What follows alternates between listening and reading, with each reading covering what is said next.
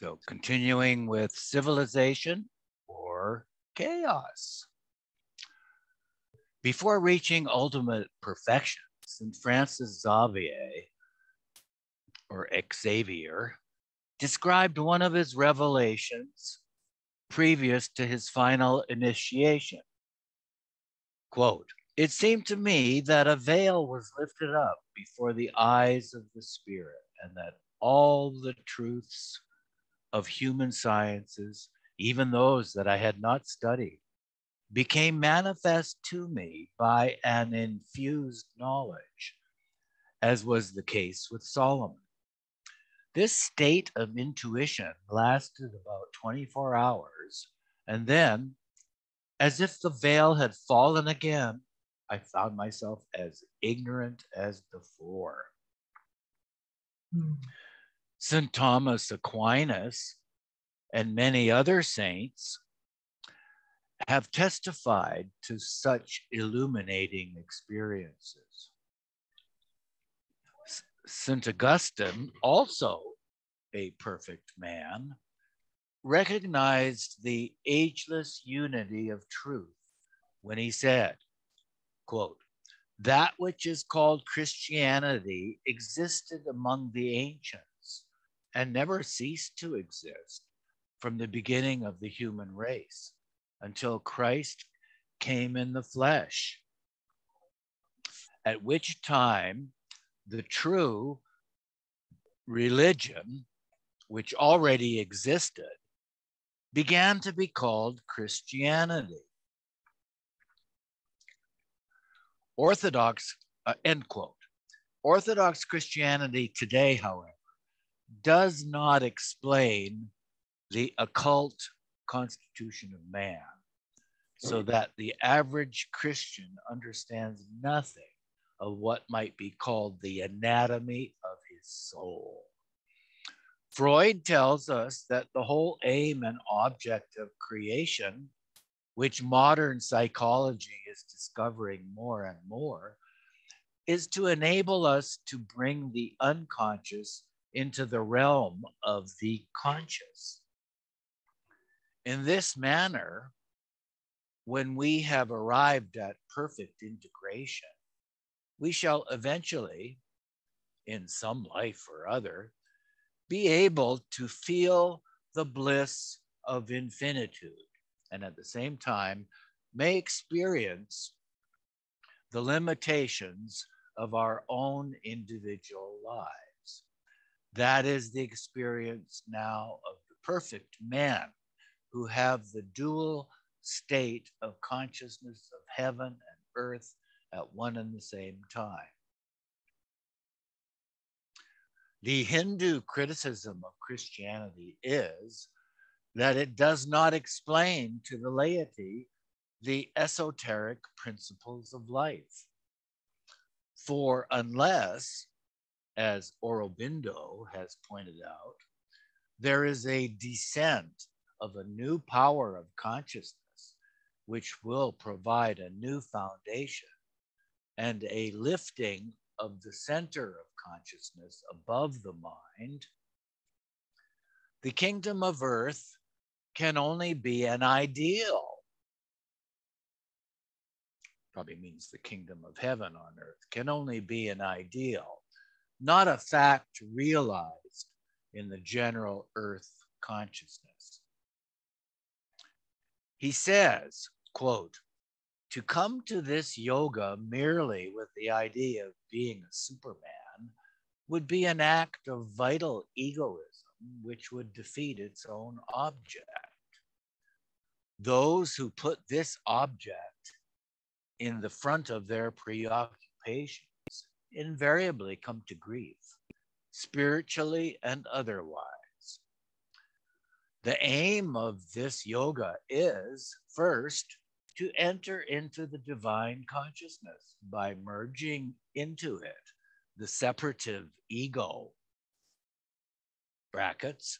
Incidentally, in doing so, one finds one's true individual self, which is not the limited, vain, and selfish human ego, but a portion of the divine. And secondly, to bring down the supramental consciousness on earth to transform mind, life, and body. All else can be only a result of these two aims, not the primary object of the yoga.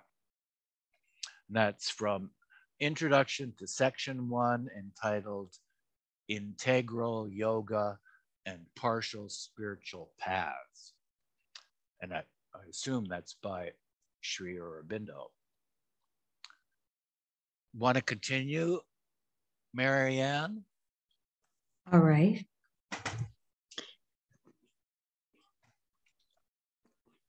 The process of spiritual evolution, which leads to the ultimate reality of perfectioning of being, takes millions of years, according to time and space, which in reality do not exist.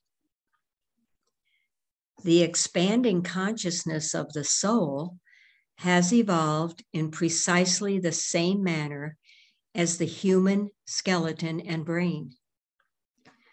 The soul is, in reality, identical with the oversoul or universal consciousness and shares all its attributes, but it is unconscious of its divinity in much the same manner as a drop of water is unconscious of its identity with the ocean.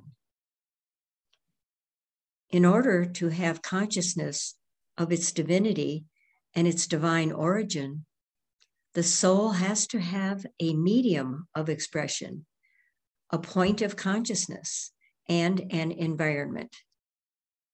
That is why creation came into being. This was duality, the split between consciousness and unconsciousness. We know that everything came from something larger than itself. Yet we are tempted to ask which came first, the hen or the egg. Paren, Genesis tells us that the hen came first, close paren. At the back of all mythology, religion, folklore, and anthropology, no matter how primitive or polytheistic, students are aware that there is, and has always been, an inherent belief that there was a first cause, one great, invisible, formless being, out of which all things grew. The unmanifest, from which came the manifest. In many forms, man has been taught that heaven and earth were once united.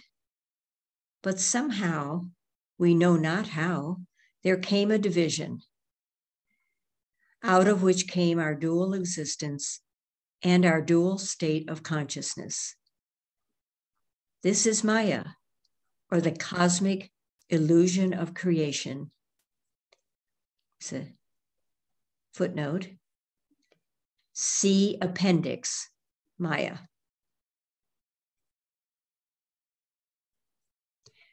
That is to say, the pair of opposites, positive and negative, good and bad, pain and pleasure, yin and yang. The allegory of Adam and Eve illustrates this point. Even as the legend that the Lord of Heaven, Uranus, was dethroned by the time spirit Saturn. All such myths and mythological legends have an inner significance, the meanings of which have either become distorted or lost.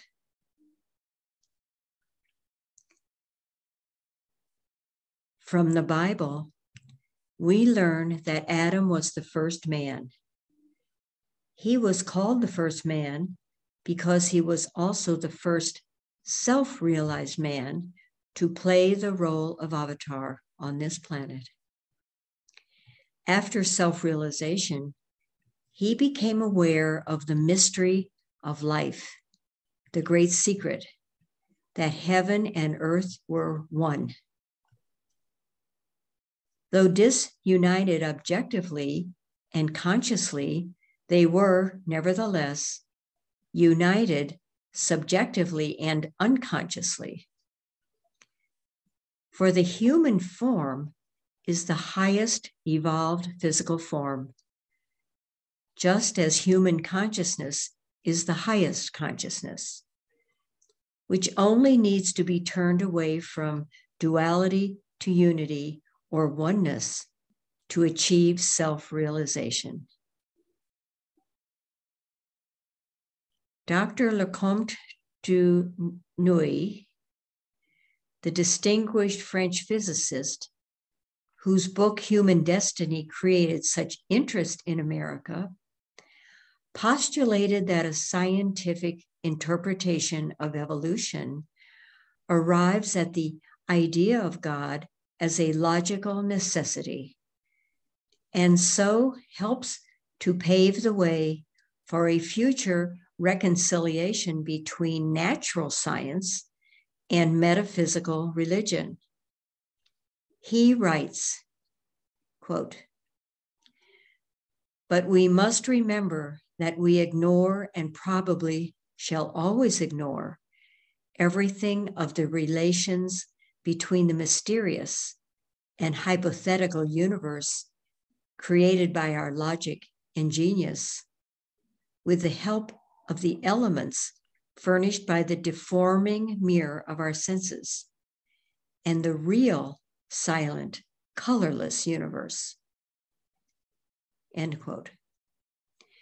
With all respect to the professor, we venture to say that this statement applies to imperfect man only. For the perfect man has a clear and undeformed mirror of the senses. Until we can regard reality as non-sensate, non-material eternal being, and life, including the ego, as an illusion or false condition which has to be transcended, we can never appreciate the true nature of man, or how he was made in God's image and likeness.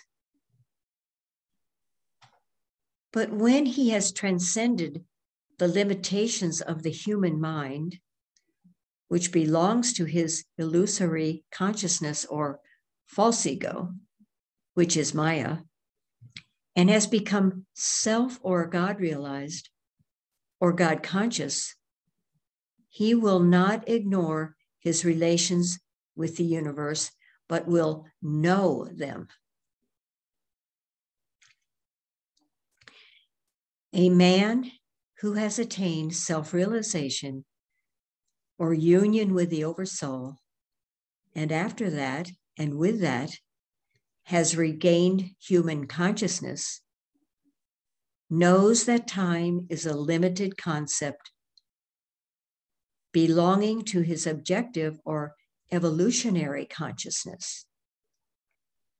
Such a God plus man conscious state, as we have just depicted, can only be faintly reflected in the phantasmagoria of creation.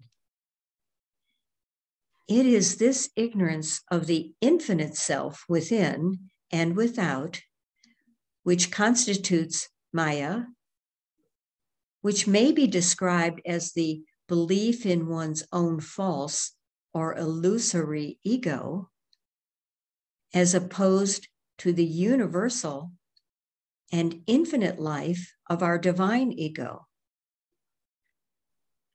When the false ego is itself annihilated, or better to say, when the false ego is transformed into God consciousness, then all earthly and heavenly dwellings are not vacated.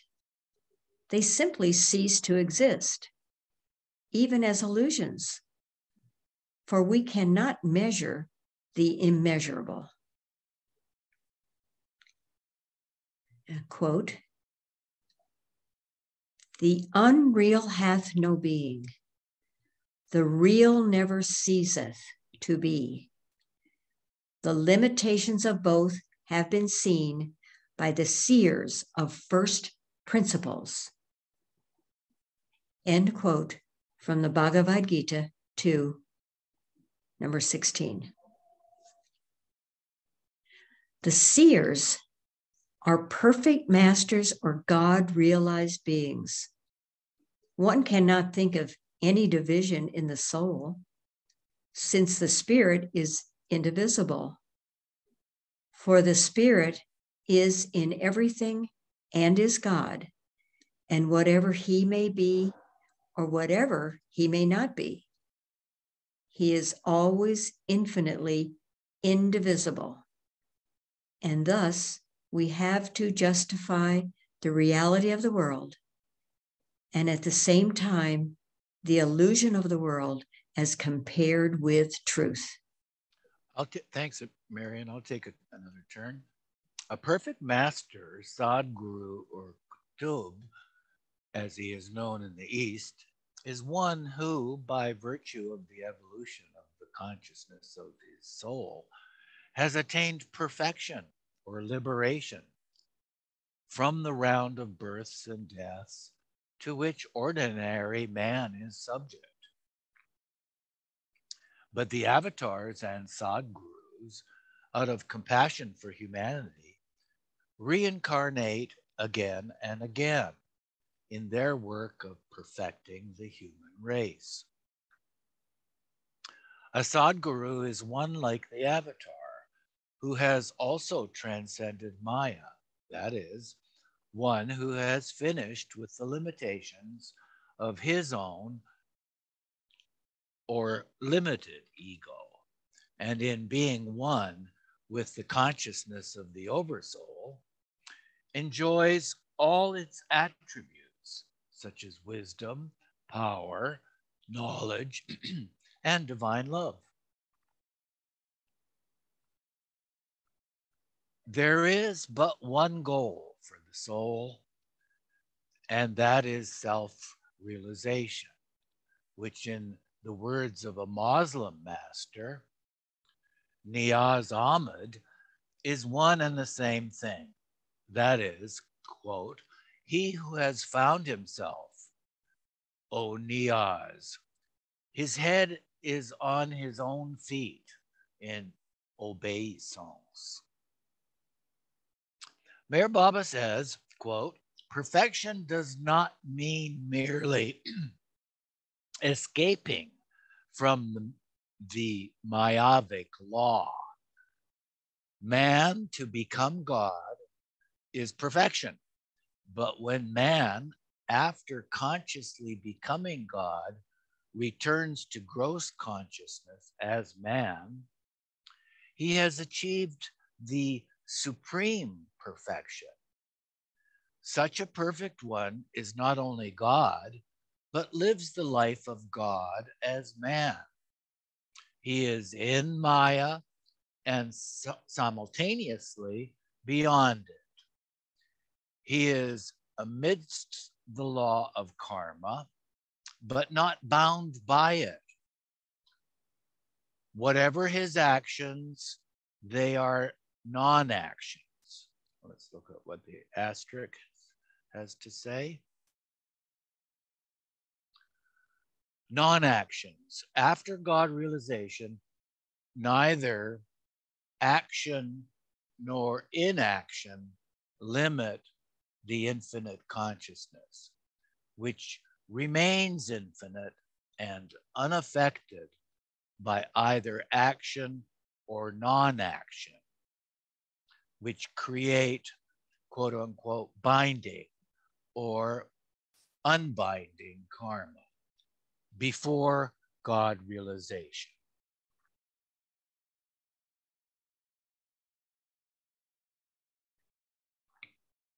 So, whatever his actions, they are non-actions. Well, I'll back up another sentence. He is amidst the law of karma, but not bound by it. Whatever his actions, they are non-actions. For the actions which bind ordinary man are not only non-binding when performed by a perfect one, but are channels for his universal spiritual work of liberating mankind from the ignorance of Maya.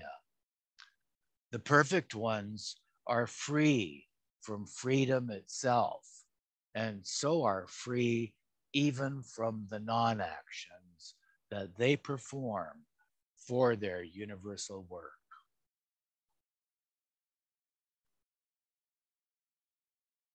Chapter 3, The God Realized.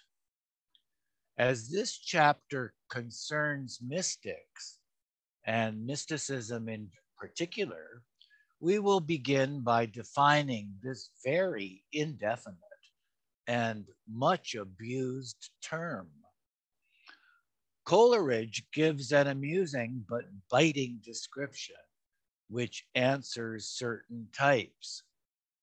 When he was asked what he called mysticism, he replied, there's an asterisk there at mysticism. Let's probably, it's in Table Talk. I guess that's a book by Coleridge.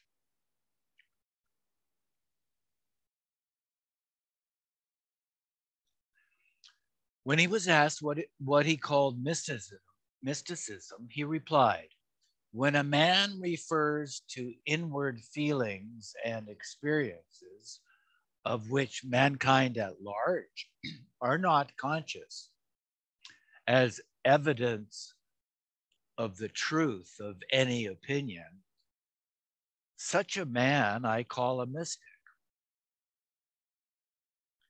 And the grounding of any theory or belief on accidents or forces and the use of peculiar terms invented or perverted from their original significance for the purpose of expressing these idiosyncrasies and alleged facts of interior consciousness, I name mysticism, where the error consists simply in the mystic attaching to these anomalies of his individual temperament the character of reality, and in receiving them as permanent truths, having the subsistence in the divine mind, though only revealed to himself alone, but entertains this persuasion without demanding or expecting the same faith in his neighbors.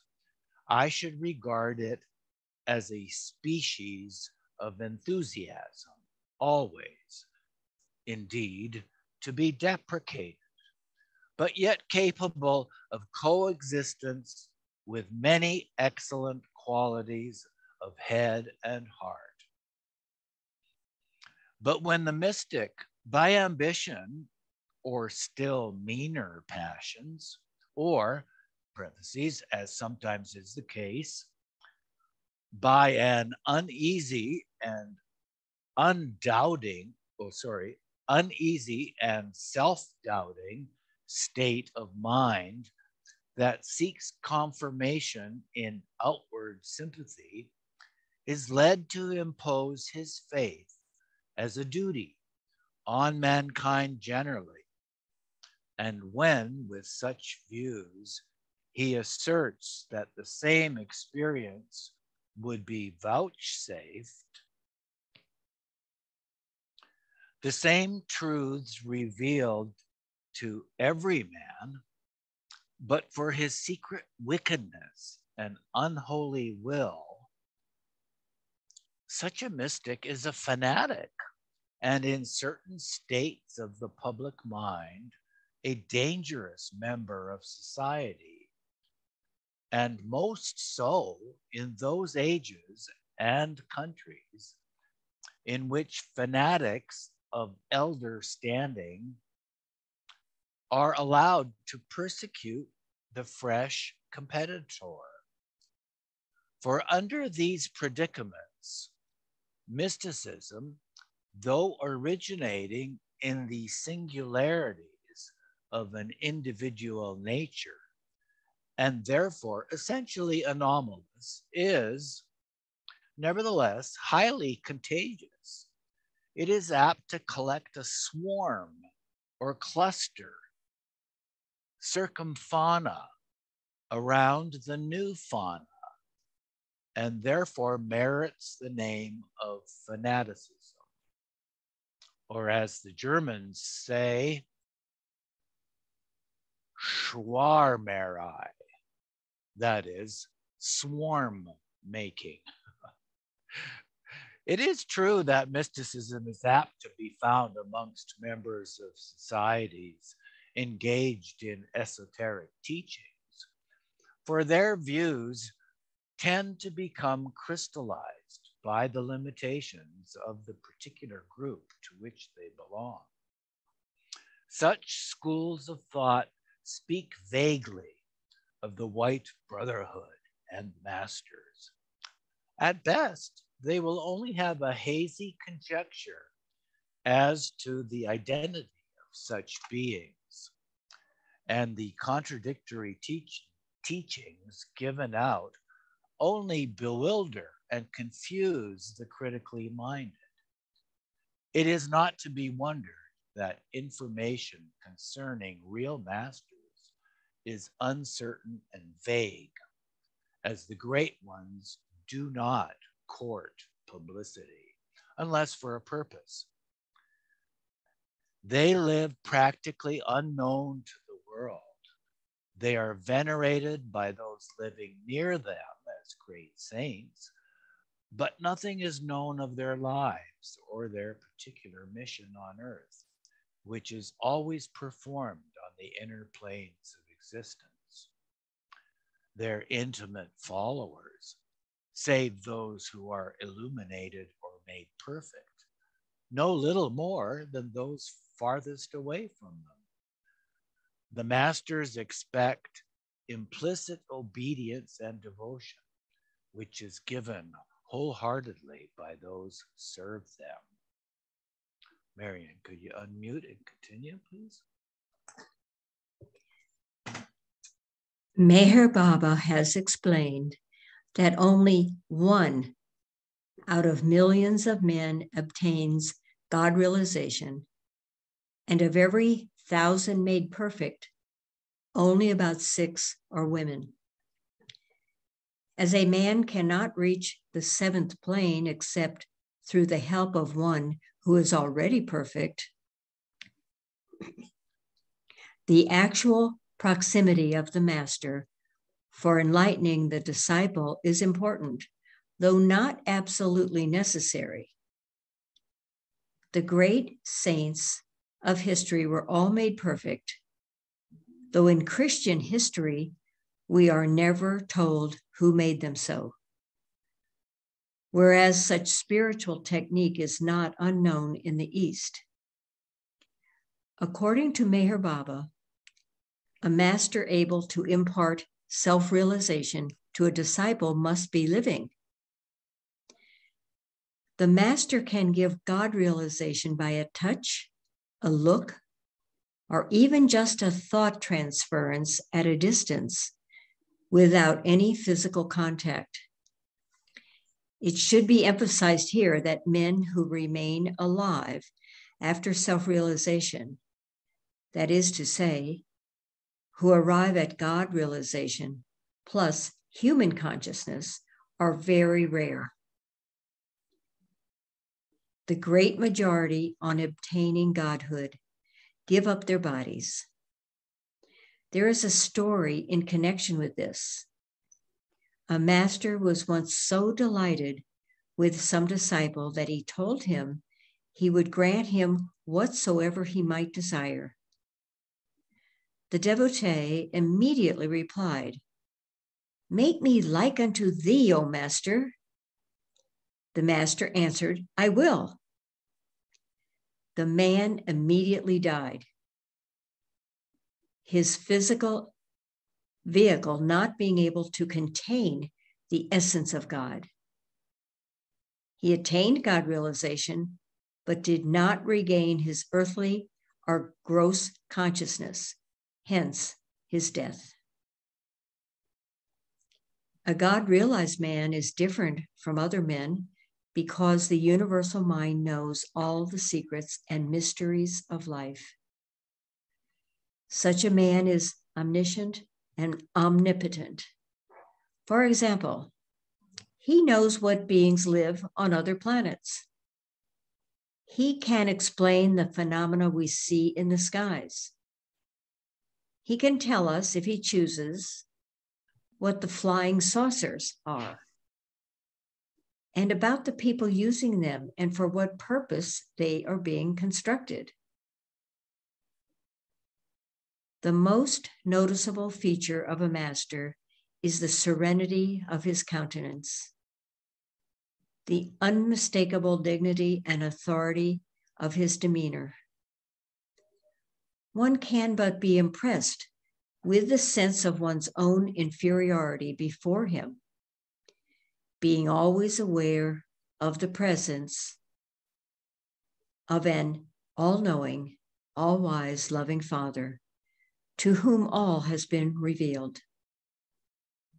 One feels that all petty characteristics, failures, and sins, though known to him, have been overlooked.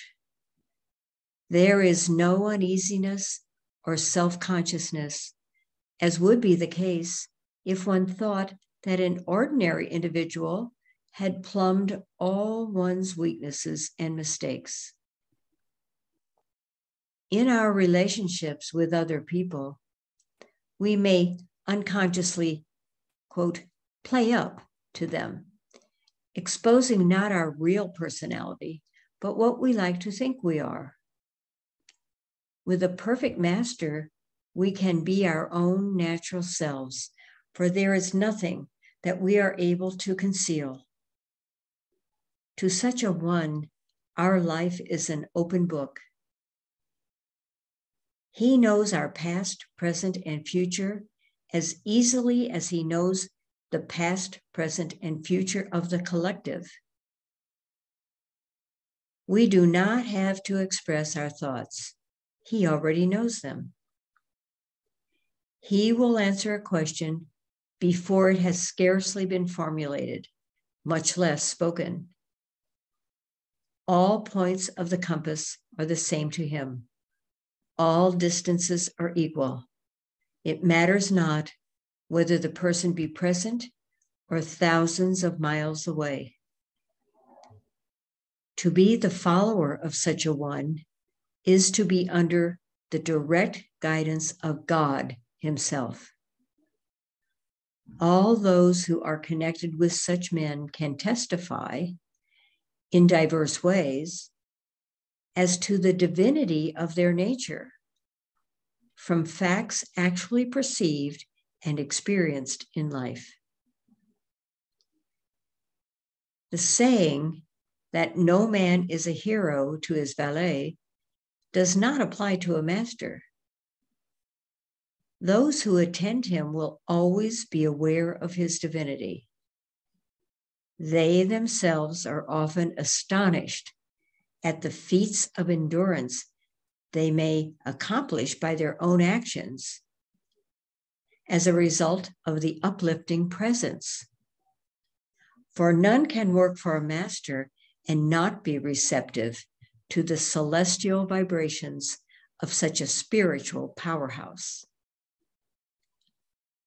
It is said that when Gautama Buddha was in meditation, his disciples could bathe 3 miles away in the light of his contemplation. There is a story of one who wishing to rejoin the Buddha, Karen, who was on the other side of the river, started to walk across the water. As long as he was able to keep his mind centered on the master, he walked easily. But the moment his mind wavered, he began to sink.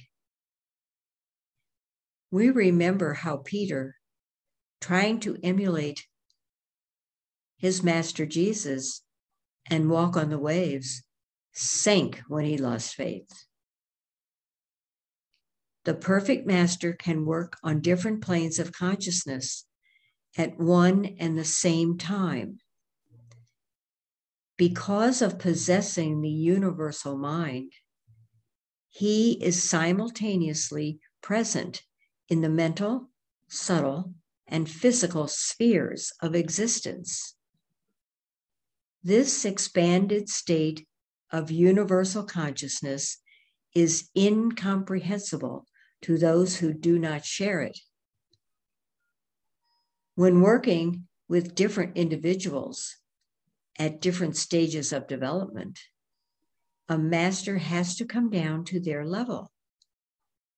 And even though he may be normally in his body, he can nevertheless continue to function in his different vehicles, and at the same time be aiding some highly advanced soul on the subtle or mental plane. The master uses the appropriate vehicle which he requires at the moment, whether it be his spiritual, mental, subtle, or physical body, as the medium for his work on the required plane of consciousness. The master's spiritual help to the world is as much individual as collective. He can give realization and illumination to his close followers, as we have already said. But he can also change completely the life of a stranger, for none are really strangers to a master, since his infinite life is within us all. Only the divine personality can awaken in the individual the fire of divine love. This consumes in its flames the lesser desires of the mind, body, and world, all of which have to be mentally relinquished before perfection can be obtained or realized. By meditation on a perfect master who is divine and fully aware of his own divinity, the aspirant who also is divine, but unaware of his own divinity, is ultimately led into full self-knowledge. This culminating experience generally takes place, as already mentioned, when the aspirant is about to give up his body in death. But when self-realization takes place in the fullness of life, and the individual is able to return to ordinary consciousness, he becomes a God or self-realized man. There are two aspects of divinity: the personal and the impersonal. Both lie beyond the domain of duality, for in relation to the impersonal aspect, God alone exists. There is no room left even for the denial of nothingness. According to the personal aspect, the universe exists, but within the cosmic illusion of Maya. Thus, the existence of the universe is both real and unreal at one and the same time. It is real as long as the higher realities of the divine path to God remain undiscovered. The moment God appears in his full glory, everything else vanishes. The question of reality other than God cannot then arise. Thanks, Marion. I'll take another turn. The personal aspect of God is exemplified in the living perfect man.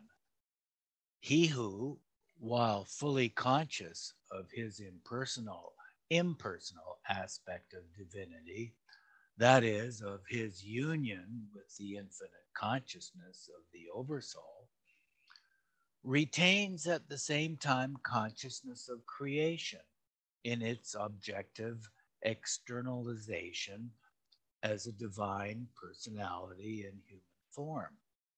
In other words, when the impersonal aspect of divinity assumes the personal aspect, we have the divine manifestation in human form, such as Krishna, Buddha, Jesus, and Muhammad.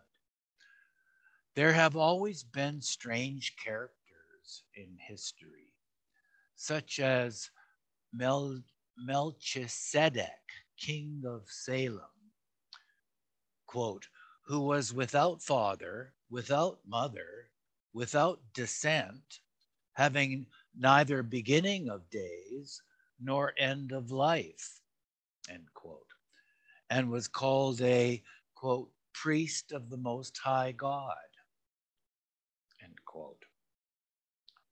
In fairly recent times, we have the mysterious Comte Saint-Germain, described by Voltaire as, quote, the man who knew everything, end quote.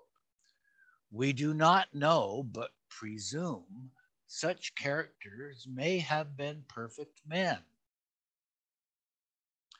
In our present times, Ramakrishna, who died in 1886, was, so we are told, a Sadguru.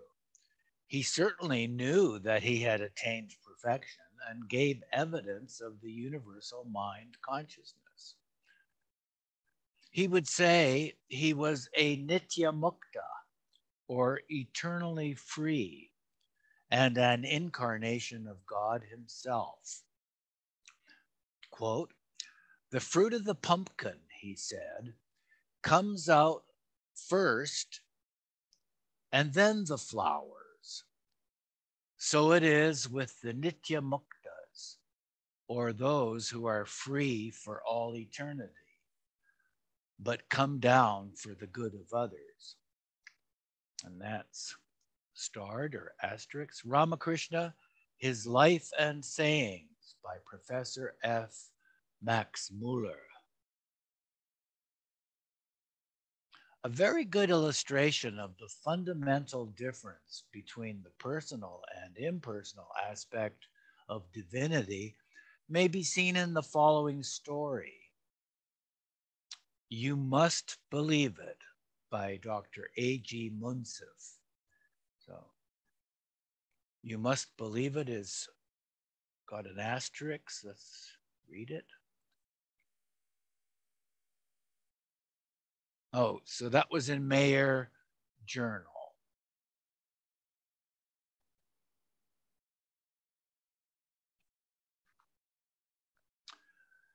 You Must Believe It by Dr. A.G. Munsif, which we will quote verbatim. Once a despotic king from northern India, given to all sorts of whims and vagaries, ordered the court clowns on a certain festive occasion to play the part of a real live tiger. Failure to comply meant death, and the clowns knew the despot for what he was. They were at their wits' end. Every passing minute of the approaching time increased their anxiety and perplexity. One amongst the clowns, who was an advanced soul, observing their sorry plight, comforted his companions by saying, don't worry. Let the time come. Everything will be all right. The stage was set. The Darbar Hall was gaily decorated. The king, in the best of oriental splendor, was seated on the golden throne with his small son, the heir apparent, by his side. Other notables and dignitaries packed the hall, keyed up to a high pitch of excitement to witness the impossible performance. After the preliminaries and side rolls of the clowns, the important item of the day, the tiger, was announced. At a given signal, the particular clown leapt into the arena, metamorphosed into a live and real tiger. And that's starred or asterisk. Let's read what it says. Lycanthropy, the belief that men can change themselves into animals for a period of time, is widely held all over the world, ancient and modern. See the Encyclopedia of Psychic Science by Dr. Nandor Fodor.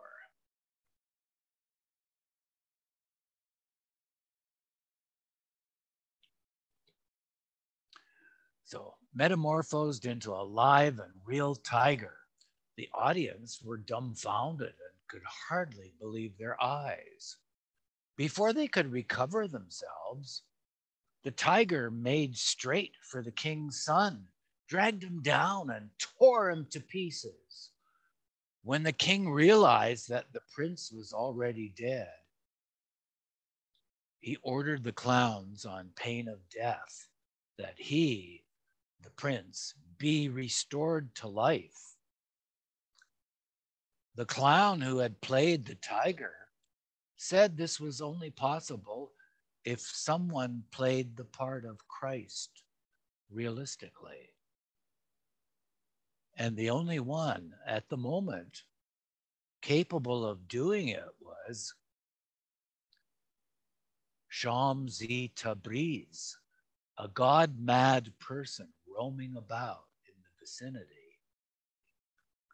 Uttering this bit of information, the clown disappeared. Shams was traced and found. As he was known to be fond of music, he was lured to the king's palace on the promise of a musical feast. The king very respectfully beseeched the saint to play the Christ for the sake of his son and heir. Shams agreed and kicked the dead body thrice, saying, Kum bi itsnila, parentheses, meaning, rise in the name of God. The prince showed no signs of returning life. Once again, he kicked the dead body and said angrily, Kum bi izni, parentheses, that is, rise by my order. The prince immediately came to life, and everyone breathed a sigh of relief. The Orthodox divines of the day, however, came to know of this miraculous incident and, regarding the utterance, rise by my order, cum bi izni, as rank blasphemy, and unmindful of the saint's spiritual status, Shams was skinned alive. But this is another story. The inquiring mind would be interested to know why rise in the name of God, cum bi isnila, failed. And Sham's personal order, rise by my order, cum bi izni, brought the dead prince to life. The term Allah in Sufism signifies the impersonal aspect of God, which is all knowledge, all power, all bliss. This state is absolute, devoid of attributes, qualities, motives, and actions. Actions is starred. The absolute, see the appendix. Hence, the action or order of bringing the dead to life cannot be attributed to God, the absolute, the impersonal. Action, or the attribute of doing and undoing things, belongs to the personal God, the divine I, that is of the Sadguru or Kutub, the embodiment of all attributes. The divine I, through Shams, worked the miracle narrated above. One may also ask why the particular clown did not bring to life the prince when he could become a tiger and kill him. The reason is that the clown, not having achieved perfection, could not risk his spiritual downfall. The part of becoming a tiger was forced upon him by circumstances and was meant to save the lives of his companions.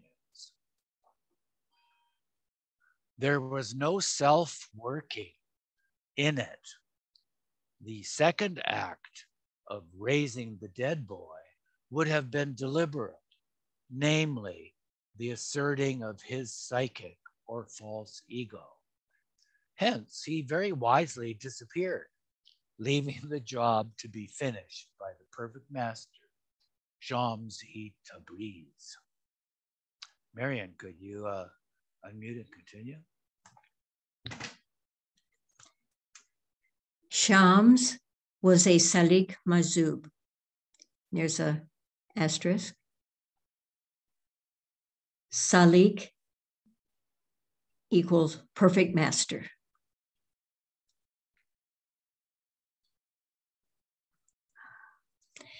And probably quite impervious to being skinned alive. He belonged to the 13th century AD.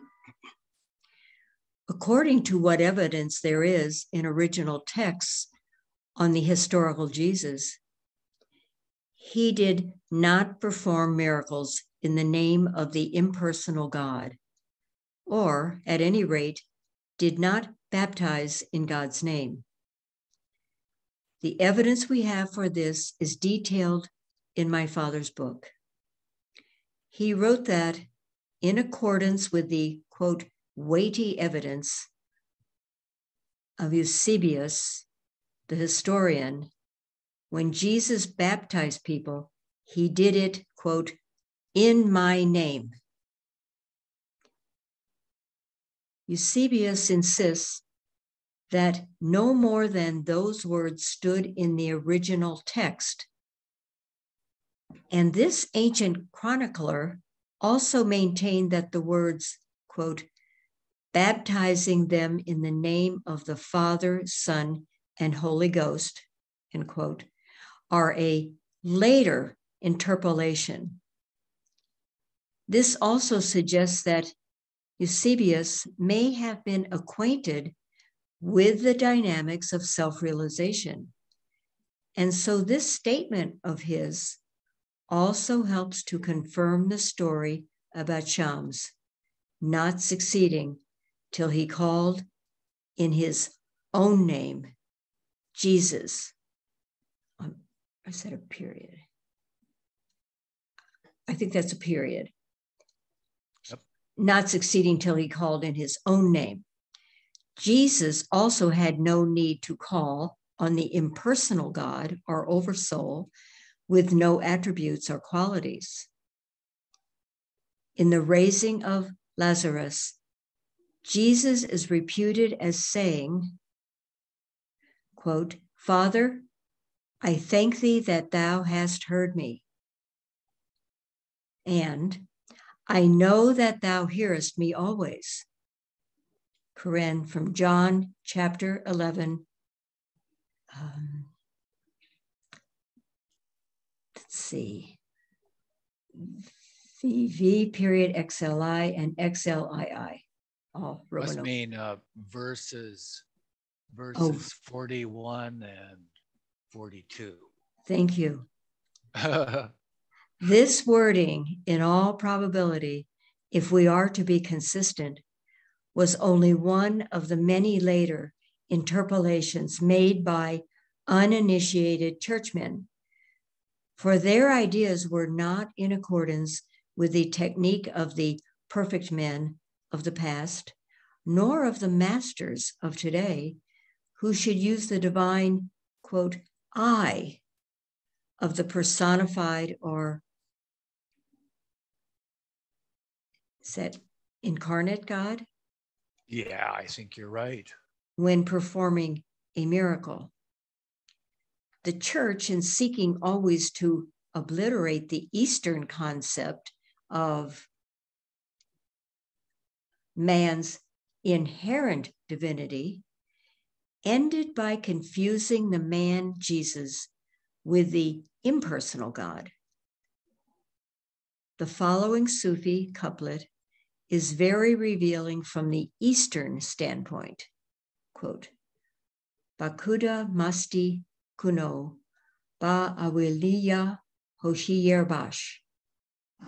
Meaning, with God the Absolute, do what you dare, but in dealing with saints, forsooth, beware. Aspirants who have reached a certain stage of spiritual development are sometimes apt to imagine themselves so advanced that they halt by the wayside, complacently sure in the belief that they now know nearly all, forgetting that there is always another horizon ahead of them. Thus, arrogance and self-delusion may impede their further progress, and they may also mislead others. The safest way for the selfless and earnest seeker after truth is to follow a perfect master, should he have the opportunity to do so, and the privilege to be accepted as a devotee. Since the master can make no mistakes, the aspirant will have the master's protection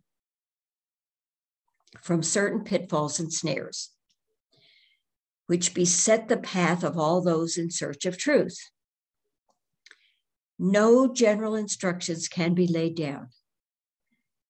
The easiest way of triumphing over the, quote, false ego or animal self is to purify and deepen our,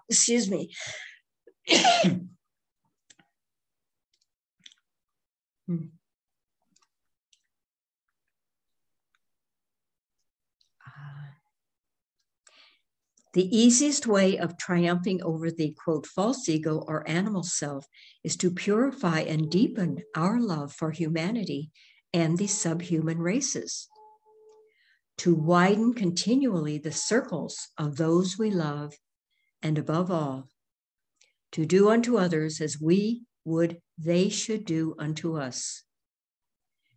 Every individual has to work out his own salvation, to create his own path, and this is determined by the sanskaras, or impressions, of his past lives, to say nothing of his present.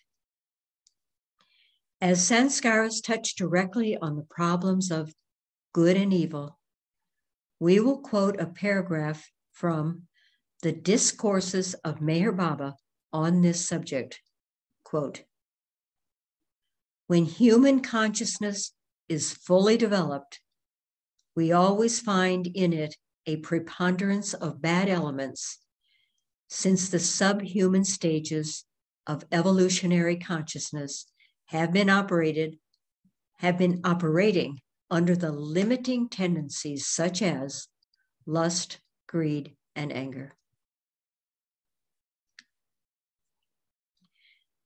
The experiences and the actions which are sustained by such ego-centered tendencies have left their imprints in the same manner as the cinematic film records the movements of actors.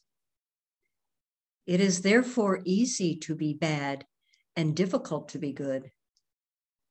Animal life from which human consciousness emerges is mostly determined by animal lust, animal greed, animal anger, etc. If all the accumulated sanskaras had been bad and none good, the appearances of good tendencies in human consciousness would have been impossible.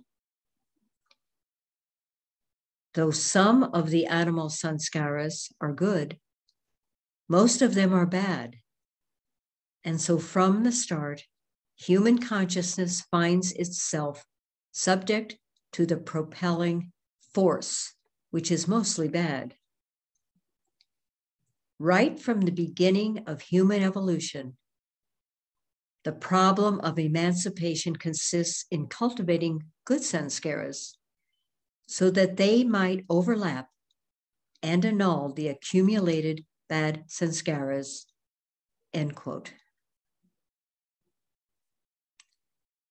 Omar Khayyam knew this when he wrote, quote, "The moving finger writes, and having writ, moves on, nor all of your piety nor wit shall lure it back or cancel half a line, nor all your tears wash out a word of it," close quote. Spiritual development consists in the gradual emancipation of consciousness, this having been entangled in the bindings of sanskaras, which have accumulated during the evolution of consciousness in past lives.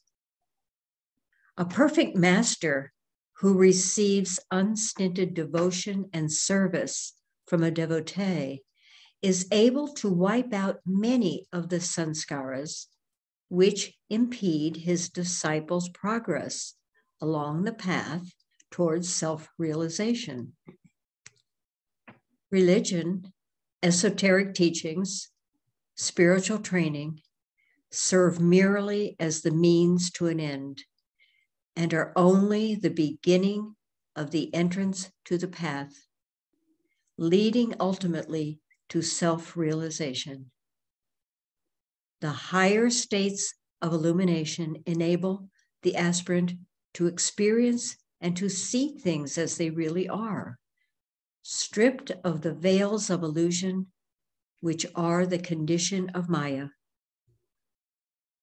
Such a spiritually advanced person feels in harmony with everyone and everything, realizing divinity in every phase of life. It's a good place to Yes. begin next week. Okay, yes.